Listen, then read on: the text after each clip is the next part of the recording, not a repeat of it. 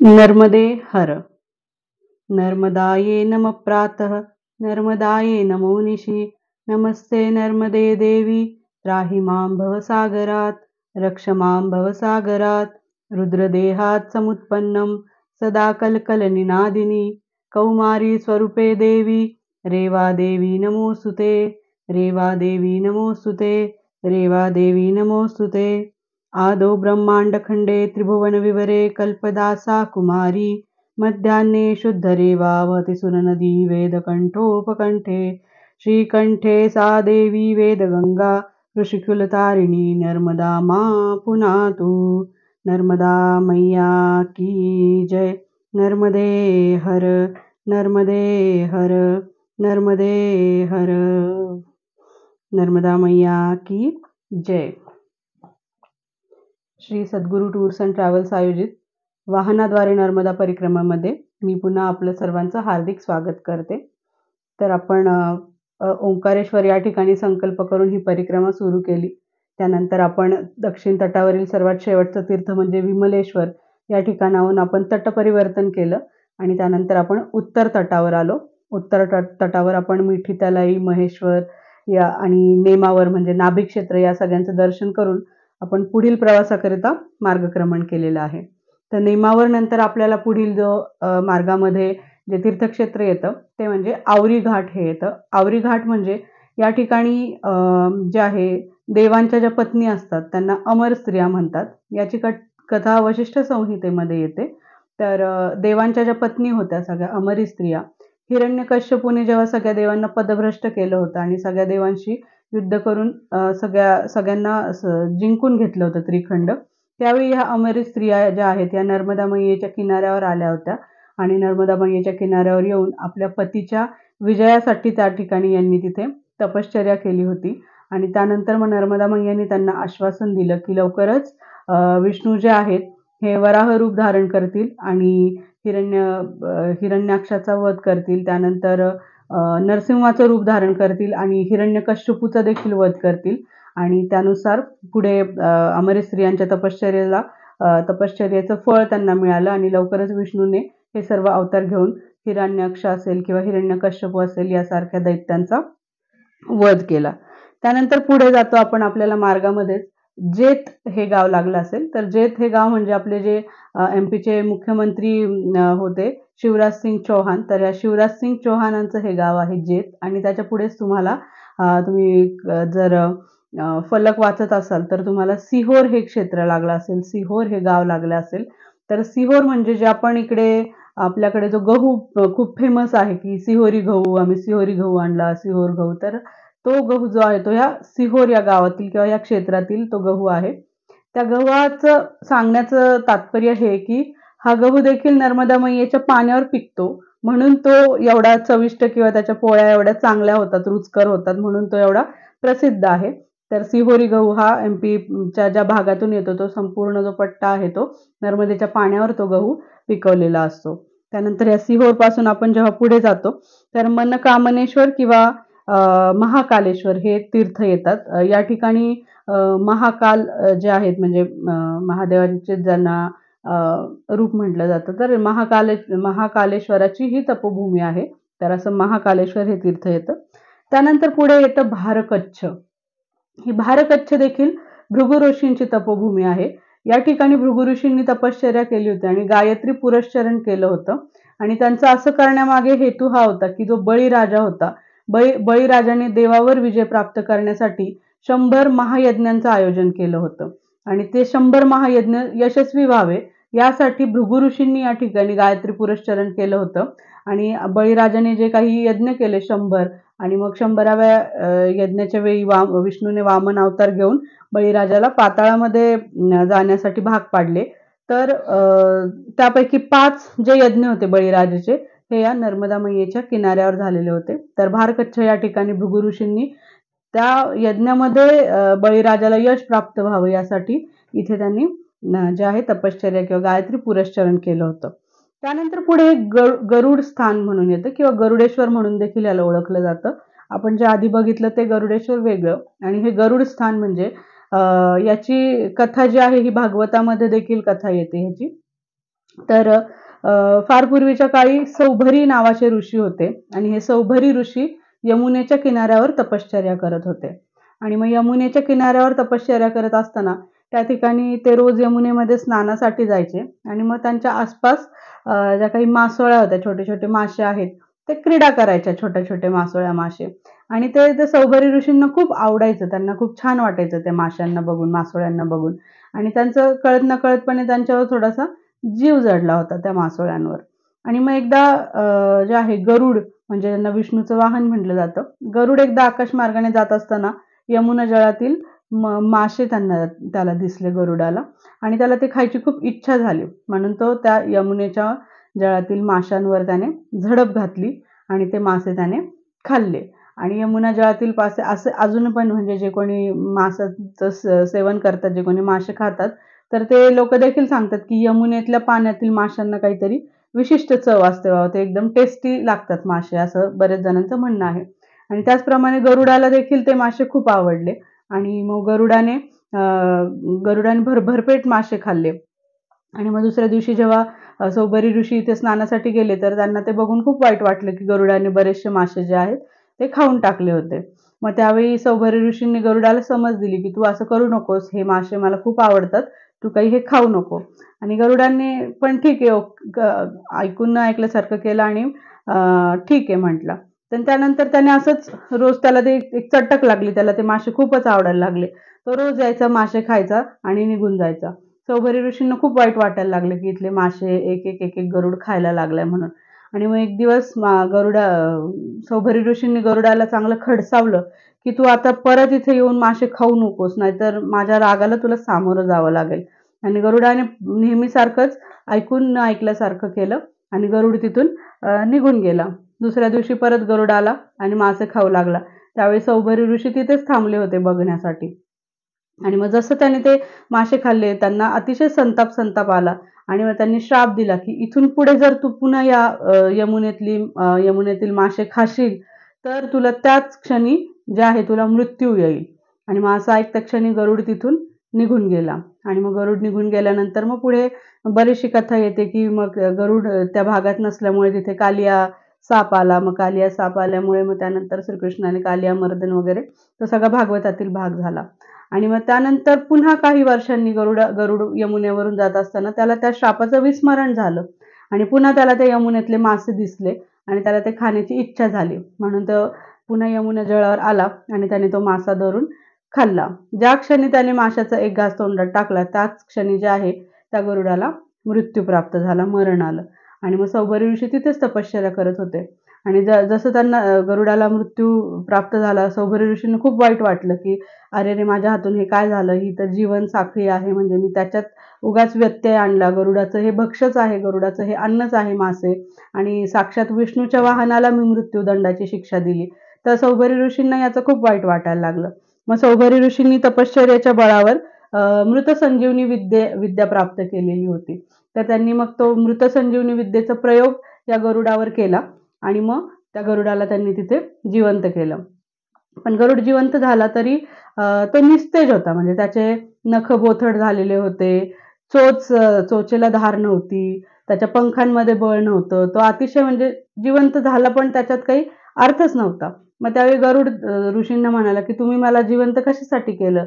ना मी आता शिकार करू शकतो, ना उडू शकतो, ना काही खाऊ शकतो, तुम्ही त्यापेक्षा मी मृतच चांगला होतो. मग त्यावेळी सौभरी ऋषी म्हणाले की ठीक आहे, आता माझ्याकडून जे चूक झाली ती झाली, ती काही मी सुधारू शकत नाही, परंतु तुला याच्यातून जर काही म्हणजे तुला पुन्हा तुझं पुनरुज्जीवन करायचं असेल तुला, तर मग तू नर्मदा मैयाच्या किनाऱ्यावर जा आणि तिथे तपश्चर्या कर. तुला नक्कीच त्या ठिकाणी तुझं पुन्हा तू पहिला जसा होता तसा होशील. आणि त्यानुसार गरुड या ठिकाणी आला, जिथे गरुड स्थान आता मी ज्याचा उल्लेख केला. आणि या ठिकाणी गरुडाने तपश्चर्या केली आणि मग नर्मदा मैयेने स्वतः त्याला वरदान दिले की तू जे आहे, जेव्हा जेव्हा तुझे नख बोथट होतील, चोच बोथट होईल आणि पंख गळतील, त्यावेळी 6 महिन्यासाठी तू अशाच तपश्चर्या कर पुन्हा आणि तुला हे सगळं परत येऊन जाईल. जे कोणी म्हणजे पक्ष्यांचा अभ्यासक करणारे असतात, पक्षी अभ्यासक वगैरे असतात, त्यांनाही जाऊन विचारा की गरुडाला जेव्हा असं वाटतं की आता त्याच्यातली शक्ती संपत आली आहे, तो क्षीण झालाय, त्यावेळी तो लांब एखाद्या डोंगरावर वगैरे उंच टेकडीवर जाऊन बसतो 6 महिन्यासाठी. आपले नख तो उपटून टाकतो, पंख उपटून टाकतो, चोच जे आहे दगडावर घासून घासून घासून तो चोच पूर्ण निकामी करून टाकतो आणि तसंच शांत अवस्थेत म्हणजे तपश्चर्येच्या अवस्थेमध्ये तो 6 महिने तसा तिथे बसतो आणि त्यानंतर पुन्हा धारदार नख, धारदार चोच आणि पंख येतात आणि पुन्हा त्याच ताकदीने तो भरारी घेतो, त्याच याने पुन्हा तो शिकार करतो. तर हे वरदान जे आहे ते साक्षात नर्मदा मैयेने गरुडाला दिलेले वरदान आहे. असं हे गरुडाच्या तपश्चर्येचं ठिकाण म्हणजे गरुड स्थान. त्यानंतर पुढे 17वन घाट येतो. या ठिकाणी जे आहे पांडवांनी इथे तपश्चर्या केलेली होती की म्हणजे त्यांच्याकडून कौरव पांडव जे युद्ध झालं त्याच्यामध्ये पांडवांनाही वाईट वाटलं की आपल्याच भावांचं आपण हत्या केली आणि त्याच्या पापक्षालनासाठी पांडव देखील या ठिकाणी आले होते जेव्हा मार्कंडेय ऋषी त्यांना सांगत होते आणि इथे त्यांनी आकाश तीर्थ देखील म्हणलं जातं. एका दिवाळीच्या वेळेस ते इथे आले होते. त्यांनी इथे दिवाळी देखील साजरी केली आणि इथे त्यांनी तपश्चर्या देखील केली. पापक्षालनासाठी इथे त्यांनी नर्मदा मैयेला प्रार्थना देखील केली होती. त्यानंतर पुढे जाऊन जे गाव येतं की केतुधाम येतं. जसं मांगरोल या ठिकाणी मंगळ ग्रहाने तपश्चर्या केली होती आणि त्याला ग्रहांमध्ये स्थान प्राप्त झालं. तर पुढे जाऊन केतुधाम येतं. केतुधामाच्या इथे केतूने तपश्चर्या केली होती आणि त्याला देखील ग्रहांमध्ये स्थान मिळालेलं होतं. त्यानंतर पुढे जनकेश्वर तीर्थ येतं. या ठिकाणी जे महाराज जनक होते तर यांनी लक्षावमेध यज्ञाचा इथे यज्ञ केला होता आणि ते हे स्थान आहे जनकेश्वर तीर्थ. पुढे शुक्लेश्वर तीर्थ येतं. ही प्रल्हादाची तपभूमी आहे. तर ज्यावेळी आपले वडील हिरण्यकश्यपूचा अत्याचार अन्याय खूप वाढत चालला होता त्यावेळी प्रल्हादालाही कुठेतरी वाटलं की हे सगळं चुकीचं होतंय आणि हे सगळं थांबलं पाहिजे. अशा वेळी प्रल्हाद देखील या ठिकाणी येऊन तपश्चर्या करू लागला की कोणीतरी माझ्या वडिलांना सद्बुद्धी द्या किंवा वडिलांचा वध करा. तर यासाठी या ठिकाणी प्रल्हादाने येऊन हे कृच्छ चांद्रायण व्रत केलं होतं. तर हे कृच्छ चांद्रायण व्रत म्हणजे असं असतं की पौर्णिमेपासून अमावस्येपर्यंत एक घास वाढवत जायचं. म्हणजे पौर्णिमेला 1 घास खाल्ला तर दुसऱ्या दिवशी 2 घास, तिसऱ्या दिवशी 3 घास, असं अमावस्येपर्यंत 15 घास खायचे आणि पुन्हा अमावस्येपासून पौर्णिमेपर्यंत एक घास कमी करत जायचं. म्हणजे अमावस्येला 15 खाल्ले तर त्याच्या दुसऱ्या दिवशी 14, 13, 12 आणि पुन्हा पौर्णिमेला 1 घास असं कृच्छ चांद्रायण व्रत असतं. हे व्रत जे आहे हे वासुदेवानंद सरस्वती स्वामी महाराजांनी देखील केल्याचा उल्लेख गुरुमूर्ती चरित्रामध्ये येतो. तर असं हे कृच्छ चांद्रायण व्रत इथे भक्त प्रल्हादाने केलं होतं की हिरण्यकश्यपूचा वध व्हावा किंवा त्याचा अत्याचार जो होतोय तो थांबावा कुठेतरी म्हणून. तर असं शुक्लेश्वर तीर्थ येतं. पुढे बेलथारी म्हणून येतं. बेलथारी ही महाराजा बळीची तपोभूमी आहे. बळीने देखील आपल्या या यज्ञ व्यवस्थित सफल व्हावे यासाठी तपश्चर्या केली होती. तर इथे आणि त्याच्यातला 5वा यज्ञ जो आहे तो या बेलथारी या गावामध्ये क्षेत्रामध्ये झाला होता. त्यानंतर पुढे रामघाट येतो. या ठिकाणी देखील रामाने तपश्चर्या केली होती. हे रामाचं तपश्चर्येचं ठिकाण आहे रामघाट. आणि त्यानंतर पुढे जाऊन येतो बर्मान घाट. बर्मान घाट म्हणजे ब्राह्मण घाटाचं जे आहे अपभ्रंश होऊन बर्मान असं नाव झालं. तर हे बर्मान घाट म्हणजे साक्षात ब्रह्मदेवांची तपोभूमी आहे. तर काय झालं होतं की फार पूर्वीच्या काळी ब्रह्मा आणि विष्णू यांच्यामध्ये श्रेष्ठतेवरून वाद झाला होता की मी श्रेष्ठ असं दोघांमध्ये वाद निर्माण झाला. त्यावेळी विष्णू म्हणाले की तुम्ही माझ्या नाभिकमलातून उत्पन्न झालेला आहात त्यामुळे मी श्रेष्ठ आहे. ब्रह्माजी म्हणाले की मी ही सगळी सृष्टी निर्माण करतो आहे तर मी श्रेष्ठ आहे. विष्णू म्हणाले मी या सृष्टीचं पालन करतो आहे, मी श्रेष्ठ आहे. असा त्यांचा वाद जो आहे तो अगदी विकोपाला गेला की नेमकं श्रेष्ठ कोण ह्याचा आणि कोणी न्यायनिवाडा करू शकत नव्हतं. कारण बाकी सगळे देवी देवता जे होते ते यांच्यापेक्षा अधिकाराने अतिशय छोटे होते. मग त्यावेळी यांचा न्यायनिवाडा करणार कोण? मग जेव्हा हा वाद अगदी विकोपाला गेला त्यावेळी त्यांच्या मधोमध एक मोठं ज्योतिर्मय स्वरूपामध्ये एक शिवलिंग निर्माण झालं आणि त्याच्यातून आकाशवाणी झाली की जो कोणी या शिवलिंगाचा अंत्य किंवा सुरुवात ही जाणू शकेल तर तोच सगळ्यात श्रेष्ठ असं समजायचं. मग त्यावेळी ब्रह्मदेव जे आहेत हे आपल्या हंसावर आरूढ होऊन स्वर्गाकडे निघाले, त्यांचा सुरुवात कुठे आहे बघायला. आणि विष्णू मात्र आपल्या गरुडावर आरूढ होऊन पाताळाकडे निघाले, की ह्याचा शेवट कुठे झाला आहे तो बघायला. ब्रह्मदेवाने 21 स्वर्ग ओलांडले तरी पण त्यांना काही त्याचा सुरुवात सापडेना. आणि विष्णूने देखील सप्त पाताळ धुंडले, परंतु तरी त्याला काही त्याचा कुठे अंत झालेला आहे हे काही समजेना. आणि मग खिन्न मनाने जे आहेत विष्णू पुन्हा तिथे शिवलिंगाजवळ येऊन उभे राहिले. आणि मग ब्रह्माजींना वाटलं की कदाचित विष्णूंनी अंत शोधला असेल, कारण पाताळ तर 7च आहेत, स्वर्ग मात्र 21 आहेत. पण मी जर म्हटलो की मला नाही सापडलं तर मग माझं श्रेष्ठत्व कमी होईल आणि आपोआपच विष्णूंना श्रेष्ठ समजलं जाईल. मग त्यावेळी ब्रह्माजींनी ठरवलं की आता आपण खोटं बोलायचं आणि सांगायचं की मी हे जे आहे त्याचा सुरुवात बघून आलो या ज्योतिर्लिंगाची. तर त्यावेळी मग ब्रह्मदेव आणि मग साक्षीदार म्हणून कोणाला आणलं, तर साक्षीदार म्हणून ब्रह्मदेवानी एका केवड्याच्या फुलाला आणि कपिला गाईला ते घेऊन आले, की हे आपल्या बाजूने साक्ष देतील की ब्रह्मदेवानी हे सुरुवात बघितली आहे बाबा. मग त्यावेळी ब्रह्मदेव आले आणि त्यांनी सांगितलं की मी सुरुवात बघून आलो. आणि मग विष्णूंना जरा वाईट वाटलं. विष्णूंनी ब्रह्मदेवांची माफी मागितली की मला माफ करा, मी तुम्हाला म्हणजे तुम्हीच सगळ्यात श्रेष्ठ आहे, कारण तुम्ही सुरुवात बघून आले, मला मात्र काही अंत सापडला नाही याचा. मग त्यावेळी ब्रह्मदेव मनातमध्ये अतिशय खुश झाले आणि त्यावेळी तिथे साक्षात महादेव प्रकट झाले. आणि मग महादेवांनी ब्रह्मदेवांना खडसावून विचारलं की खरं सांगा, तुम्ही बघितली का सुरुवात? तर त्यावेळी ब्रह्मदेव थरथर कापू लागले महादेवांचं ते रुद्र रूप बघून. आणि मग त्यांनी कबूल केलं की नाही, माझ्याकडून चूक झाली, मी खोटं बोललो. मग त्यावेळी महादेवांनी त्यांना श्राप दिला की ज्या तोंडाने तुम्ही खोटं बोलले आहात, तर त्या तोंडाची कधीही या भूतलावावर पूजा होणार नाही. आणि मग आपण त्याचं प्रत्यय बघतो की आज ब्रह्माजींची कुठेही मंदिरं आपल्याला बघायला मिळत नाही. आणि मग त्याप्रमाणेच कपिला गाईला आणि केवड्याच्या फुलाला महादेवांनी आणलं होतं, ब्रह्मदेवांनी आणलं होतं साक्षीदार म्हणून. मग त्यावेळी कपिला गाईला देखील महादेवांनी शाप दिला की तू ज्या तोंडाने खोटं बोललीस ते तुझं तोंड कायम अपवित्र राहील. आणि आपण आज पण बघतो की गाईच्या तोंडाला पवित्र मानलं जात नाही. आणि केवड्याच्या फुलाला देखील महादेवांनी शाप दिला की तुझं कधीही पूजेमध्ये स्थान राहणार नाही. आणि मग गाईला आणि केवड्याच्या फुलाला खूप वाईट वाटू लागलं. ते हात जोडून महादेवाची स्तुती करू लागले, माफी मागू लागले. आणि मग महादेवांना त्यांची दया आली. मग त्यावेळी महादेवांनी गाईला सांगितलं की ठीक आहे, तुझं तोंड जरी अपवित्र राहिलं तरी तुझे बाकीचे सगळे अंग आणि शिवाय तुझं शेण आणि गोमूत्र सुद्धा अतिशय पवित्र मानलं जाईल. आणि तुझ्या पोटामध्ये 33 प्रकारच्या देवांचा कायम वास राहील. आणि आणि सर्व समस्त जनता तुझी मनोभावे पूजा करेल. आणि त्यानंतर केवड्याच्या फुलाला उशाप दिला की जरी तुझं मी सांगितलं पूजेमध्ये स्थान राहणार नाही, तरी फक्त महादेवाच्या म्हणजे माझ्या पूजेमध्ये तुझं स्थान असणार नाही, बाकी सर्व देवतांच्या पूजेमध्ये तुझं स्थान असेल. तर अशा पद्धतीने श्रेष्ठत्वावरून जो वाद झाला, तर या ठिकाणी एक ज्योतिर्मय स्वरूपामध्ये शिवलिंग प्रकट झालं. आणि मग त्यानंतर ब्रह्मदेवांना खूप वाईट वाटायला लागलं की आपण असं का केलं, आपण विष्णूंना अश्रेष्ठ ठरवण्यासाठी आपण खोटं का बोललो. आणि मग याचा पश्चाताप झाला. आणि मग ह्याचं पापक्षालन करण्यासाठी जे आहे ते ब्रह्मदेव या घाटावर आले, जिथे हे ज्योतिर्लिंग प्रकट झालं होतं. आणि तिथे ते तपश्चर्या करू लागले.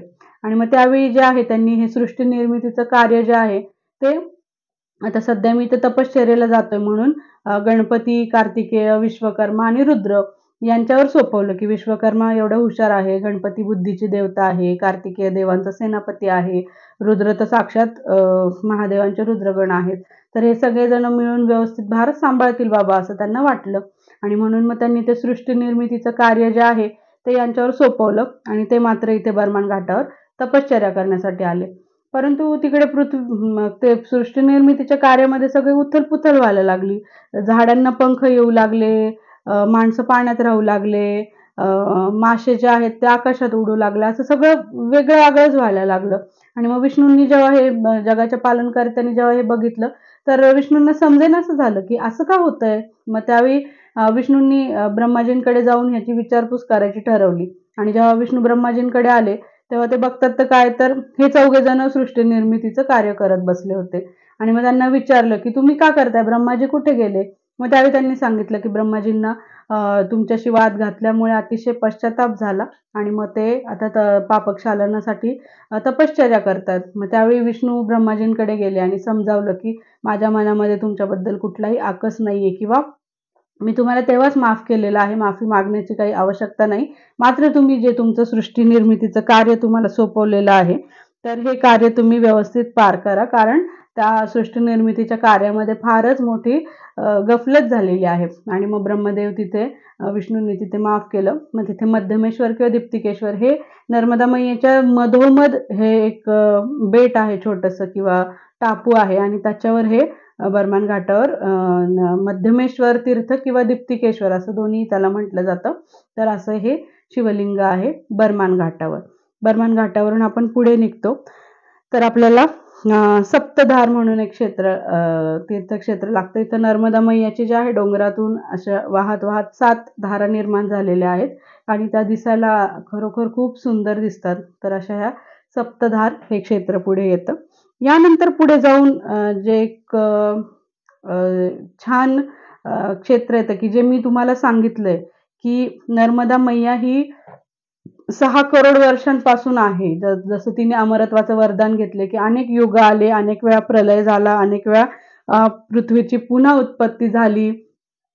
तर परंतु नर्मदा मैया ही कायमस्वरूपी अशीच वाहत आहे. हे जे मी तुम्हाला सांगते तर त्याचं कुठेतरी एक प्रूफ देण्याचं काम हे पुढील क्षेत्र करतं. तर केरपानी हे गाव येतं आणि या केरपानी या गावामध्ये पुतली घाट आहे. या पुतली घाटामध्ये एक गुहा आहे. तर या गुहेमध्ये एक तैलचित्र सापडतात तुम्हाला, म्हणजे त्या गुहेमध्ये असे चित्र काढलेले सापडतात. तर आर्किओलॉजिस्टच्या सर्वेनुसार हे जे चित्र आहेत हे साधारण 80,000 वर्षांपूर्वीचे हे चित्र असावेत असा त्यांचा अंदाज आहे. म्हणजे यावरून एक प्रूफ होतं की नर्मदा मैया खरंच खूप पुरातन आहे. तर अतिशय बघण्यासारखं हे ठिकाण आहे. तुम्ही अजूनही जाऊ शकता पायी परिक्रमेत किंवा असंच जायचं म्हटलं की इच्छा असेल तर असंही जाऊ शकता. खूप सुंदर हे क्षेत्र आहे. त्यानंतर पुढे जाऊन गुरु गुफा म्हणून एक स्थान येतं. बरेच जणांची इच्छा होती यावेळी देखील या गुरु गुहेमध्ये जावं, परंतु आपली बस असल्यामुळे आणि तिथे जाण्याचा रस्ता डोंगरातून आणि निमुळता असल्यामुळे तिथे जाण्याची काही वाहन उपलब्ध होत नाही, म्हणून आपल्याला जाता येत नाही. परंतु कधी तुम्हाला संधी मिळाली तर नक्की या गुरु गुहेमध्ये तुम्ही जाऊन या. तर ही गुरु गुहा म्हणजे शंकराचार्यांचे जे गुरु होते गुरु गोविंदा गुरु गोविंदा गुरु गोविंदाचार्य पाद म्हणून जे गुरु होते शंकराचार्यांचे, तर गुरु गोविंद पाद यांनी या ठिकाणी शंकराचार्यांना आपले शिष्य म्हणून स्वीकारले. तर ही गुरु गुहा जी आहे या गुहेमध्ये संपूर्णपणे कॅल्शियमचं आवरण आहे. म्हणजे आता शिंपलं जसं असतं, आपण शिंपल्याला जसं असं टिचकी मारली तर टंग टंग टिक असं जसं आवाज येतो, तसं या गुहेमध्ये कॅल्शियमचं आवरण असल्यामुळे आपण असं टिक आवाज केला तर छान त्याच्यातून एक ध्वनी निर्माण होतो, असा इको निर्माण होतो. आणि जे संगीत शास्त्राची जे आवड ठेवतात त्यांना तर खूप सुंदर वाटतं ते, त्याच्यातून काही स्वर उत्पन्न होतात या गुहेमध्ये. तर याच ठिकाणी जेव्हा गुरु गोविंद पाद जेव्हा ध्यानस्थ बसलेले होते त्यावेळी 8 वर्षाचे छोटे शंकराचार्य जे आहेत हे या ठिकाणी आले आणि त्यांनी गुहेचा दरवाजा वाजवला. त्यावेळी मग त्यांनी विचारलं गुरुंनी की कोण आहे, तर काहीच उत्तर आलं नाही. मग थोडा वेळ थांबून पुन्हा दरवाजा वाजवला. त्यावेळी पुन्हा विचारलं अरे कोण आहे, तरी काहीच उत्तर आलं नाही. पुन्हा एकदा टिकटिक झाल्यावर त्यांना थोडासा राग आला. ते रागातच उठून बाहेर आले आणि विचारलं कोण आहे, अरे तुला नाव सांगता येत नाही का, मी किती वेळ झालं विचारतोय कोण आहे कोण आहे. मग त्यावेळी 8 वर्षाचे शंकराचार्य म्हणाले की मी जर माझं नाव सांगितलं असतं तर तो एक अहम झाला असता, तो एक प्रकारचा अहंकार झाला असता की मी या शरीराचं एक अहंकार करतोय असं झालं असतं. आणि मी इथं गुरूंच्या शोधात आलेलो आहे. मी माझ्या या अहंकाराला कसं नष्ट करायचं याच्या शोधामध्ये आलेलो आहे आणि त्यामुळे मी नाव सांगून मी तुमच्या समोर अहंकार व्यक्त करू इच्छित नव्हतो, म्हणून मी काही नाव सांगितलं नाही किंवा या देहाचं मी काही नाव सांगितलं नाही.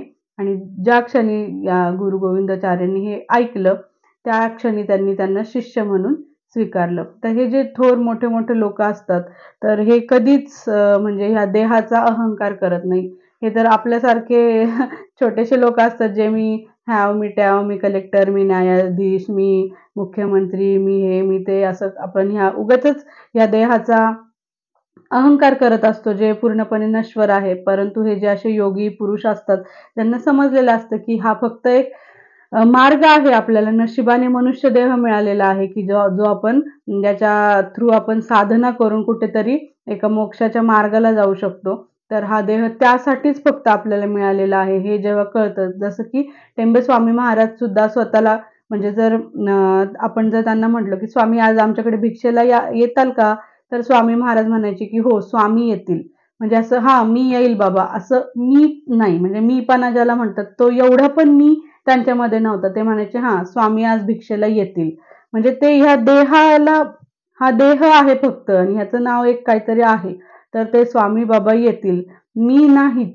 एवढं जे आहे एवढं एवढा तो साधनेमध्ये माणसाची एवढी साधना झाली पाहिजे, की आपला देह पण आपला नाहीये हे जेव्हा आपल्या लक्षात येतं, त्यावेळी मग आपण खरोखरच जे आहे ते ह्या मोक्षाच्या मार्गाला लागलेलो असतो. तर हेच आपल्याला नर्मदा परिक्रमेमध्ये शिकायचं आहे, की जे अ, अ, सगळे जे आपले मल आहेत, जे पहिल्यापासून मी सांगते, हे मल सगळे एकदाचे आपले धुवून टाकायचे आहेत आणि आपल्याला या मोक्षाच्या मार्गाला लागायचं आहे. आणि खरोखरच मी हे माझ्या स्वानुभवातून सांगते किंवा इतके वर्ष झाले अनेकांना मैया माझ्याकडून परिक्रमा घडवून घेते.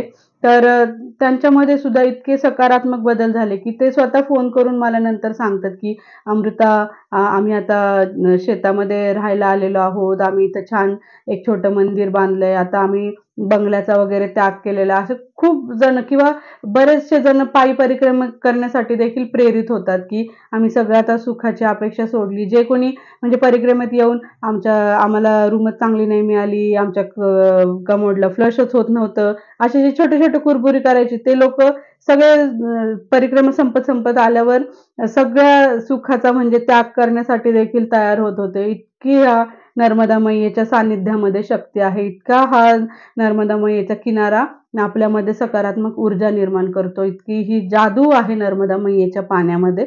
तर अशी ही गुरु गुफा ज्या ठिकाणी साक्षात शंकराचार्यांना इथे दीक्षा मिळालेली होती. त्यानंतर मृगन्नाथांची तपस्थळी येते कुलच्या गावामध्ये आणि पुढे जाऊन सौगंधिका वनतीर्थ म्हणून येतं. तर या सौगंधिका वनतीर्थ या ठिकाणी 100 ऋषींनी मिळून या ठिकाणी तपश्चर्या केली होती आणि गंगा यमुनेचं आवाहन केलं होतं आणि इथे एक त्रिवेणी संगम मानला जातो, की दोन्ही गुप्त गंगा आणि यमुना दोन्ही गुप्त स्वरूपात आहे, परंतु त्यांचं नर्मदेमध्ये संगम होतो असं मानलं जातं. तर सौगंधिका वनतीर्थ असं या तीर्थक्षेत्राचं नाव आहे. आणि इथे जर समजा स्नान केलं आपण तर राजमध्ये म्हणजे प्रयागराज संगमात स्नान केल्याचं पुण्य आपल्याला या ठिकाणी मिळतं. यानंतर पुढे जाऊन आपण ब्रह्मोद तीर्थ येतं. या ठिकाणी सप्तऋषींनी देखील तपश्चर्या केली होती आणि त्यानंतर त्यांना देखील ताऱ्यांमध्ये स्थान मिळालेलं होतं. अशी ही ब्रह्मोद तीर्थ. आणि मग इथे त्यानंतर पुढे जाऊन बेलपठार हे ठिकाण येतं. इथे देखील बळीराजाचा एक यज्ञ झाला होता आणि मग या ठिकाणी म्हणजे 100वा यज्ञ होता याच ठिकाणी आणि मग इथे विष्णूने वामन अवतार घेतला आणि बळीराजाला पुढच्या युगामध्ये तुला इंद्रपद प्राप्त होईल असं वचन देऊन पाताळामध्ये बळीराजाला ढकललं होतं. पुढे जाऊन भालकच्छ येतं. या ठिकाणी जलेरी घाट येतं. जलेरी घाट म्हणजे जशी महादेवाची जी शाळुंका असते आणि त्याच्या खाली जो असा तिचा पिंडीचा भाग असतो महादेवाचा, तर त्या आकाराची इथे नर्मदा मैया आहे. म्हणून त्याला हिंदीमध्ये जलेरी असं म्हणतात. तर असे जलेरी च्या आकाराचा नर्मदा मैयेचा आकार असल्यामुळे इथे जलेरी असं म्हटलं जातं तिला. आणि त्यानंतर पुढे मार्गक्रमण करत असताना अतिशय सुंदर असं एक क्षेत्र येतं आणि ते म्हणजे भेडा घाट. तर भेडा म्हणजे याचा अर्थ संगम. या ठिकाणी वामनगंगा आणि नर्मदा मैया या 2 नद्यांचा संगम होतो. तर असं अतिशय सुंदर भेडा घाट हे क्षेत्र आहे. हे भेडा घाट आता आपण परिक्रमेमध्ये असल्यामुळे आपल्याला एका बाजूनेच बघता येतं. परंतु जर कधी तुम्ही असंच फिरायला गेलात तर बोटने जे आहे ते तुम्ही आतमध्ये जाऊन बघू शकता. इथे मोठे संगमरवरी पर्वत आहेत या भेडा घाटमध्ये नर्मदा मैयेच्या मधोमध. खूप सुंदर हे दृश्य दिसतं. पांढरे सगळे असे मोठे संगमरवरी पर्वत आणि त्याच्या मधून जाणारी नर्मदा मैया आणि त्यानंतर धुवाधार धबधबा अरे रे, काय आवाज असतो त्या धुवाधार धबधब्याचा. तुम्ही जर 1 सेकंड तिथे बसलात डोळे मिटून, तरी तुम्हाला असं कुठेतरी वेगळ्या जगात असल्याचा अनुभव तुम्हाला येईल. असं एवढं सुंदर डोळ्यांना तर एवढी शांतता देतं आणि त्याचप्रमाणे मनाला, कानाला, सगळ्या अवयवांना शांतता देणारं जर काही क्षेत्र असेल तर हे भेड़ाघाट हे क्षेत्र आहे. इथे अ, एवढी सुंदर नर्मदा मैयाचं वातावरण पण सुंदर असतं आणि सगळंच अतिशय छान असतं. म्हणजे नर्मदा मैयाचा प्रत्येकच किनारा तसा सुंदरच आहे. प्रत्येकच किनाऱ्यावर तुम्हाला तशी शांतता मिळतेच. परंतु भेड़ाघाटची जादू काहीतरी औरच आहे. हे प्रत्येकाला अनुभव देखील आलेला असेल. हे तुम्ही सगळ्यांनी स्वतः अनुभव देखील ह्या ठिकाणाचा घेतला असेल. तर हे भेड़ाघाट देखील भृगु ऋषींची तपोभूमी आहे आणि या ठिकाणी म्हणजे भेड़ाघाटला काय होतं, की पूर्वी अ, हे तांत्रिकांचा अड्डा मानला जायचा भेड़ाघाट. तर बरेच जण असं सांगतात, की तुम्हाला भेड़ाघाटला जायचं नाहीये, तर तुम्ही भेड़ाघाटला जर गेलात, तर तुमची परिक्रमा खंडित होण्याचे भय असतो. तर असं नाही, अभ्यासक व्यक्तींसोबत तुम्ही गेला तर कुठल्याही प्रकारे तुमची परिक्रमा खंडित होत नाही. तर काय आहे, की भेड़ाघाटला एक 64 योगिनींचं मंदिर आहे, जे तुम्हाला बसमधून दिसलं असेल. पण तिथे आम्ही तुम्हाला जाऊ देत नाही. अतिशय सुंदर मंदिर आहे, बघण्यासारखं आहे. असं जसं आपली पार्लिमेंट आहे, गोलाकार पद्धतीचे असे चेअर्स असतात आणि मध्ये सभापती बसलेले असतात. त्या पद्धतीनेच असं संपूर्ण गोलाकार आहे, जिथे 64 योगिनी आहेत आणि त्याच्या मधोमध शंकर, पार्वती आणि गणपती, कार्तिकेय आहेत. इथे शंकर जे आहेत ते मूर्ती स्वरूपामध्ये आहेत. तर खूप सुंदर दगडी मंदिर आहे. परंतु पूर्वी जसं मी सांगितलं, की पूर्वी हा तांत्रिकांचा अड्डा होता आणि या ठिकाणी तंत्रविद्येचा भयानक प्रकार चालायचा. परंतु हे जे आहे नर्मदा मैया हे जे क्षेत्र उत्तर तटावर येतं आणि त्या तांत्रिकांसाठी दक्षिण तट हा अतिशय पॉवरफुल असतो. तंत्रविद्येचा जास्त इफेक्ट दक्षिण तटावर जास्त होतो. मग त्यावेळी तांत्रिकांनी काय केलं होतं, की मंत्रविद्येने जे आहे ते नर्मदा मैया म्हणजे अशी सरळ चाललेली असते, तर तिला थोडंसं असं वळून घेतलं आणि मग ते आपोआप 64 योगिनींचं मंदिर जे आहे ते दक्षिण तटावरून उत्तर तटावर गेलं. आणि मग म्हणून तिथे काय झालं, की आपल्याला ते तटपरिवर्तन केल्यासारखं होतं. म्हणून मग त्या बाजूला जायचं नाही आपण. इकडच्या बाजूनेच परिक्रमा करायची. म्हणजे मग आपली परिक्रमा जी आहे ती खंडित होत नाही. तुम्हाला आत्ता मी काय सांगते ते काहीच कोणाच्या लक्षात नाही आलेलं. परंतु तुम्ही मंडला हे क्षेत्राची माहिती मी जेव्हा तुम्हाला देईल, तर त्यावेळी मंडलामध्ये मी तुम्हाला हे व्यवस्थित एक्सप्लेन करू शकेल, की दक्षिण तट, उत्तर तटाचं गणित मी तुम्हाला काय सांगते.